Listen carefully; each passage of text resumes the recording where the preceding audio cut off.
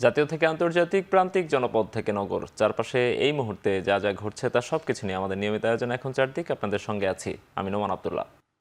জাতীয় নির্বাচনের আগে সংস্কার বিষয়ে একমত হতে রাজনৈতিক দলগুলোর সঙ্গে আজ বৈঠকে বসছে জাতীয় ঐক্যমত কমিশন। বিকেলে প্রথম সভায় সভাপতিত্ব করবেন প্রধান উপদেষ্টা ডক্টর মোহাম্মদ ইউনূস। বিকেল ৩টায় ফরেন সার্ভিস একাডেমিতে সভায় অংশ নেবে বিএনপি, জামাত সহ রাজনৈতিক দলগুলো। মির্জা ফখরুলের নেতৃত্বে বিএনপির ৭ সদস্যের প্রতিনিধি দল এবং মিয়া গোলাম পরোয়ারের নেতৃত্বে জামায়াতের ৫ সদস্যের প্রতিনিধি দল বৈঠকে অংশ নেবেন। পরবর্তীতে ধারাবাহিকভাবে আলোচনা ও বৈঠক করবে ৬ মাস মেয়াদী এই কমিশন। প্রধান উপদেষ্টার নেতৃত্বে কমিশনের অন্য সদস্যরা হলেন প্রধান ৬টি সংস্কার কমিশনের চেয়ারম্যান। বৈঠকে নির্বাচনকে সামনে রেখে পুলিশ, জনপ্রশাসন, নির্বাচন ব্যবস্থা সহ বিভিন্ন সংস্কারের সুপারিশ গ্রহণে ঐক্যমত তৈরিতে আলোচনা হবে রাজনৈতিক দল ও শক্তিগুলোর সঙ্গে।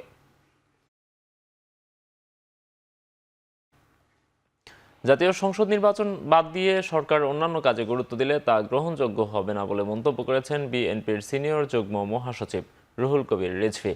সকালে আগারগাঁওয়ে রোড টু ইলেকশন শীর্ষক গোল টেবিল আলোচনায় এমন মন্তব্য করেন তিনি। জাতীয় সংসদ নির্বাচনের আগেও অন্য যে কোনো সংস্কারে বেশি গুরুত্ব দেওয়া যাবে না উল্লেখ করে তিনি বলেন, গণতন্ত্র রক্ষায় যে কোনো সরকারের দায়িত্ব অবাধ ও সুষ্ঠুভাবে নির্বাচন অনুষ্ঠিত করা। এ সময় নির্বাচন আয়োজনের সাথে যুক্ত প্রতিষ্ঠানগুলোকে শক্তিশালী করার উপর জোর দেন তিনি।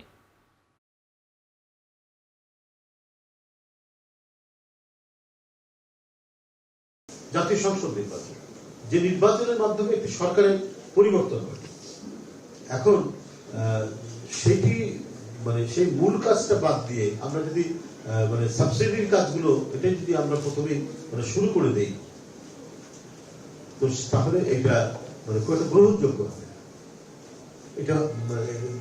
এটা হতে পারে না এই জিনিসটা, কারণ পূর্বের অনেকে উদাহরণ দেয়। পূর্বের উদাহরণ আর ডক্টর ইউনূস সাহেবের এই সরকারের উদাহরণ তো এক হওয়ার কথা না, সেটা এক হবে কেন? আগামী সংসদ নির্বাচনে ইসলামী দলগুলোর পক্ষে ভোট চাইলেন জামায়াতে ইসলামীর নায়েবে আমির অধ্যাপক মুজিবুর রহমান। দুপুরে ঝালকাঠিতে কর্মী সম্মেলনে এই আহ্বান জানান তিনি।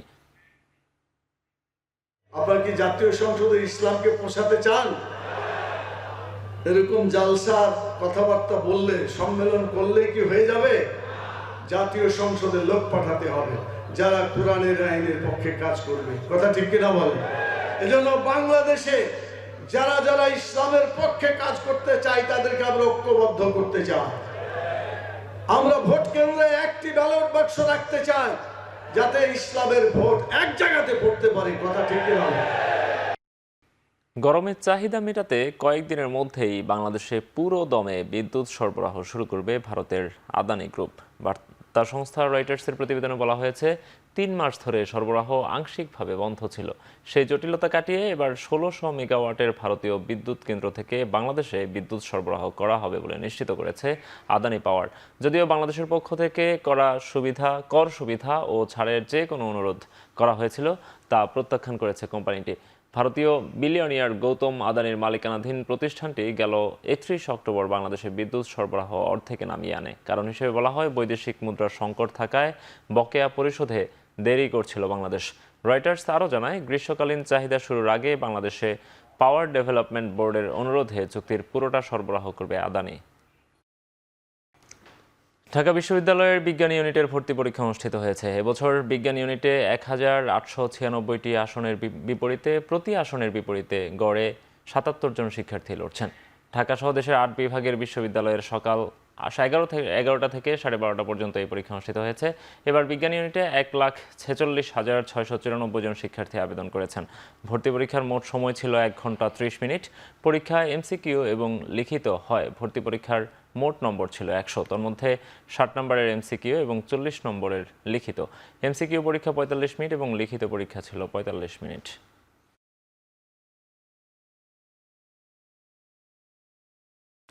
শীতের রুক্ষতা কাটিয়ে বসন্তের রঙে রাঙিয়েছে চট্টগ্রাম। বসন্ত বন্দনায় মেতেছে নগরবাসী। নগরের সিআরবি শিরিষতলায় সকাল থেকে শুরু হয়েছে দ্বিতীয় দিনের বসন্ত উৎসবের আয়োজন। করছেন প্রমা আবৃত্তি সংগঠন। সংস্কৃতিকর্মী, তরুণ তরুণী, শিক্ষার্থী সহ নানা পেশার মানুষ যোগ দিয়েছেন এই আয়োজনে। হলুদ কমলার বাহারি সাজে মাথায় গাঁদা ফুলের টোপর পরে উৎসবে অংশ নিয়েছেন তরুণীরা। নাচ, গান, আবৃত্তি, ভায়োলিনের সুর নিয়ে একে একে মঞ্চে হাজির হয় সাংস্কৃতিক সংগঠনগুলো।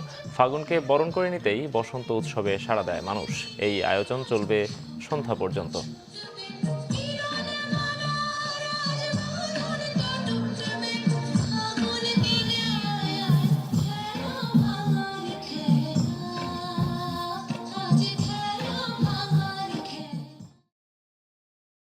এই দিনে আমরা ফ্রেন্ডের সাথে ঘুরি, ফুচকা খাই এবং আমাদের এখানে প্রোগ্রামও হবে, বিভিন্ন ধরনের নাচ। স্বাভাবিকভাবে ভীষণ ভালো লাগছে। বসন্তের এই আয়োজনে যেটা হয় যে আমরা যারা সংস্কৃতি কর্মী থেকে শুরু করে সাধারণ মানুষ সবাই শিরীষতলায় আসি, বসন্ত উৎসব আয়োজনে আসি। ভালো লাগে কারণ বসন্ত হচ্ছে মানে বসন্তের সাথে অন্য কোনো ঋতুর তুলনা হয় না। রাজশাহীতে নিত্যপণ্যের মূল্য নিয়ন্ত্রণে রাখতে সিটি কর্পোরেশন এলাকায় শুরু হয়েছে স্মার্ট কার্ডের মাধ্যমে টিসিবির পণ্য বিতরণ। সকাল থেকে নগরের 30টি ওয়ার্ডে একযোগে শুরু হয় কার্যক্রম। ডিলাররা জানান, সিটি কর্পোরেশনের ওয়ার্ড কার্যালয়গুলো থেকে প্রায় 1,34,000 কার্ড বিতরণ করা হয়েছে। এতে থাকা কিউআর কোড এবং কার্ডধারীর প্রদত্ত মোবাইল নম্বরের মাধ্যমে পণ্যের বিতরণ চলছে। প্রতিটি কার্ডধারী 2 কেজি মসুরের ডাল, 2 কেজি সয়াবিন তেল, 1 কেজি চিনি ও 5 কেজি চাল কিনতে পারছেন।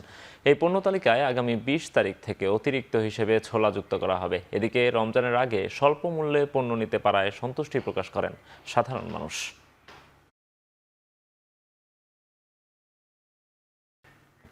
সাভারের আশুলিয়ায় গ্যাস সিলিন্ডার বিস্ফোরণে নারী ও শিশুসহ দগ্ধ হয়েছে 11 জন। এদের মধ্যে অন্তত 5 জনের অবস্থা আশঙ্কাজনক। রাতে আশুলিয়ার গোমাইল এলাকায় এই দুর্ঘটনা ঘটে। প্রত্যক্ষদর্শীরা জানান, স্থানীয় আমজাদ ব্যাপারীর বাড়ির 2 তলায় ভাড়া থাকতেন সুমন। শবে বরাতের রাতে সুমনের ভাই পরিবার নিয়ে ওই বাড়িতে বেড়াতে এলে পিঠা বানানোর সময় হঠাৎ সিলিন্ডার বিস্ফোরণ হয়। এতে শিশু ও নারীসহ 2 পরিবারের মোট 11 জন দগ্ধ হয়। পরে স্থানীয় হাসপাতালে নেওয়া হলে চিকিৎসকরা তাদের জাতীয় বার্ন ইউনিটে পাঠিয়েছেন। সঙ্গীতাঙ্গনে আরও এক নক্ষত্রের পতন। না ফেরার দেশে পাড়ি জমালেন আমি বাংলায় গান গাই সহ অনেক কালজয়ী গানের রচয়িতা, প্রখ্যাত গীতিকার, সুরকার ও সঙ্গীত শিল্পী প্রতুল মুখোপাধ্যায়। 83 বছর বয়সে শনিবার সকালে মারা গেছেন বর্ষিয়ান এই সঙ্গীত শিল্পী। কলকাতার SSKM হাসপাতালে চিকিৎসাধীন অবস্থায় তার মৃত্যু হয়।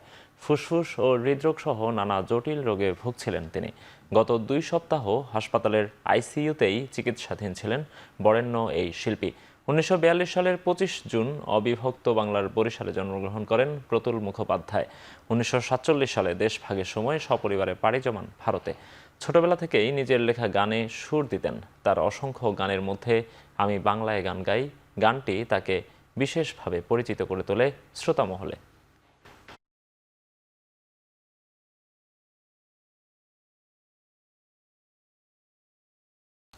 যুক্তরাষ্ট্রে একদিনেই চাকরি হারিয়েছেন 9,500 সরকারি কর্মকর্তা। রয়টার্সের প্রতিবেদনে বলা হয়, যেসব কর্মীর চাকরির বয়স 1 বছরের কম তাদেরকে এই তালিকায় শুরুতে রাখা হয়েছে। এছাড়া যে কোনো সময় চাকরি হারানোর ঝুঁকিতে আছেন ডিপার্টমেন্ট অব হোমল্যান্ড সিকিউরিটির অন্তত 400 কর্মকর্তা। CBS নিউজ জানায়, প্রেসিডেন্ট ট্রাম্পের নেতৃত্বে উপদেষ্টা ইলন মাস্ক এই কর্মী ছাঁটাই অভিযান শুরু করেছেন। গৃহায়ন, জ্বালানি, কৃষি, স্বাস্থ্য, মানবাধিকার বাদ যাচ্ছে না কোনো সরকারি দপ্তর। চাকরিচ্যুত কর্মীদের অভিযোগ, দেশের সরকার তাদের সাথে বিশ্বাসঘাতকতা করছে।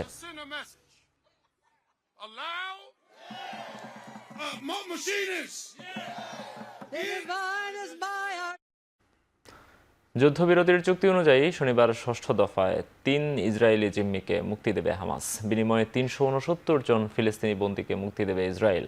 এর মধ্যে 24 জন মৃত্যুদণ্ডপ্রাপ্ত আসামি। মুক্তি দিলেও এই 24 জনকে নির্বাসনের জন্য পাঠানো হবে মিশরে।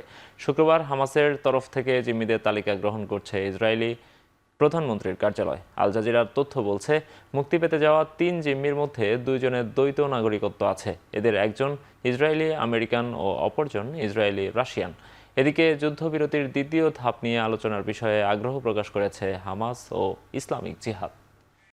জার্মান মিডফিল্ডার জামাল মুসিয়ালার সাথে দীর্ঘমেয়াদী চুক্তি করল বায়ার্ন মিউনিখ। 21 বছর বয়সী মিডফিল্ডারের সঙ্গে 2023-2030 সাল পর্যন্ত নতুন চুক্তির খবর নিজেদের ওয়েবসাইটে জানিয়েছে জার্মানের জার্মানির সফলতম ক্লাবটি। গেল মৌসুমের ব্যর্থতা ছেড়ে দারুণ গতিতে বুন্দেসলিগা শিরোপা পুনরুদ্ধারের মিশনে এগিয়ে যাচ্ছেন বাভারিয়ানরা। 2-এ থাকা বায়ার লেভারকুসেনের চেয়ে 8 পয়েন্ট এগিয়ে আছে তারা। আর লিগ শিরোপার দৌড়ে 10 গোল করে দলের পক্ষে দ্বিতীয় সর্বোচ্চ গোল স্কোরার তিনি। 2019 সালে চেলসির একাডেমি থেকে বায়ার্নে যোগ দেন মুসিয়ালা। পরের বছর দলটির হয়ে বুন্দেসলিগায় অভিষেক হয় এই তরুণের। চলতি মাসে ম্যানুয়েল নয়ার ও ডিফেন্ডার আলফোন্সো ডেভিসের পর তৃতীয় খেলোয়াড় হিসেবে মুসিয়ালার সঙ্গে চুক্তি নবায়ন করেছে মিউনিখের ক্লাবটি।